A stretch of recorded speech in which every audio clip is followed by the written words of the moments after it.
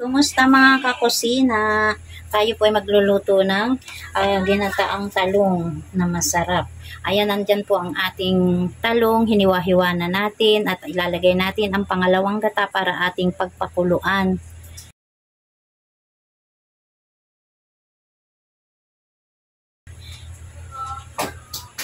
Ayan, ilagay na natin ang ating pangalawang gata. At ito ay ating tatakpan na. At ating ibubukas ang ating kalan. Hihintayin natin itong kumulo at habang tayo ay naghihintay na kumulo ang ating talong, ay ating ipiprepare naman ang ihahalo natin dyang gulay. Meron tayo ditong saluyot. Masarap pong ihalo sa talong na ginataan yung saluyot. Ayan, gugupitin natin yung dahon ng saluyot para mabilis nating matanggal sa kanyang tangkay.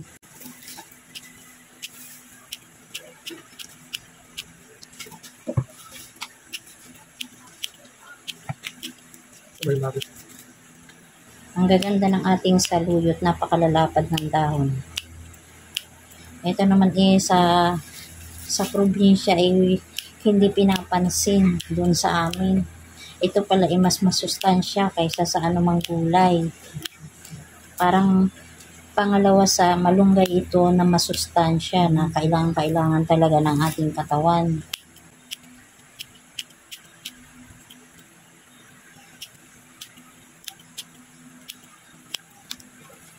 Huwag na natin kunin yung magulang.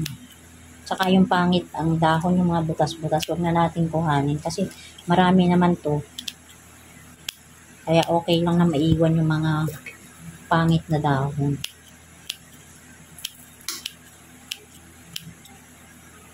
At pagkatapos nating tanggalin sa tangkay ang ating saluyot, hugasan natin ng mabuti para mawala yung mga ali-alikabok na sa pinagdaanan nila kung saan to dumaan bago dumating dito sa syudad.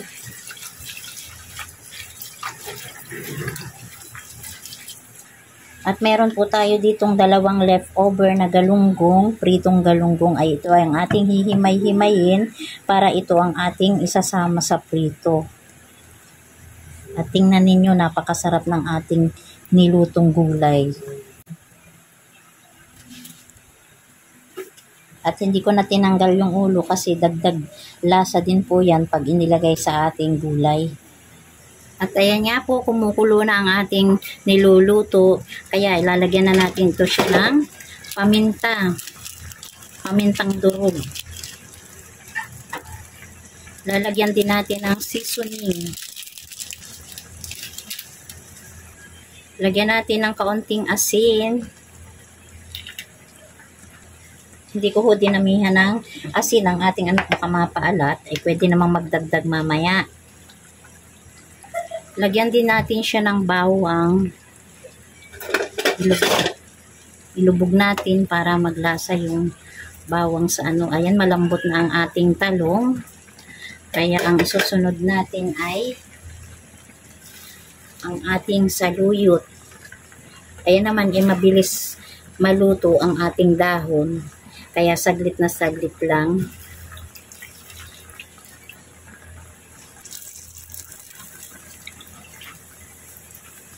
Tatakpan ulit natin para lumubog yung ating saluyot.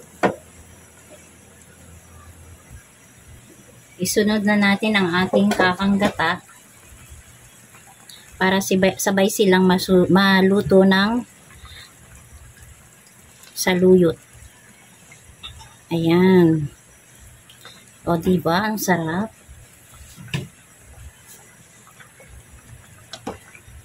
Konting halo ang ating gagawin. Dahil nga saluyot yan, madulas. Asahan na nating madulas yan. So, gagawa tayo ng paraan para hindi siya dumulas. At ang gagawin natin yon ay lalagyan natin ng vinegar. Maglagay tayo ng 1 kutsarang suka para mawala ang pagiging madulas ng ating saluyot.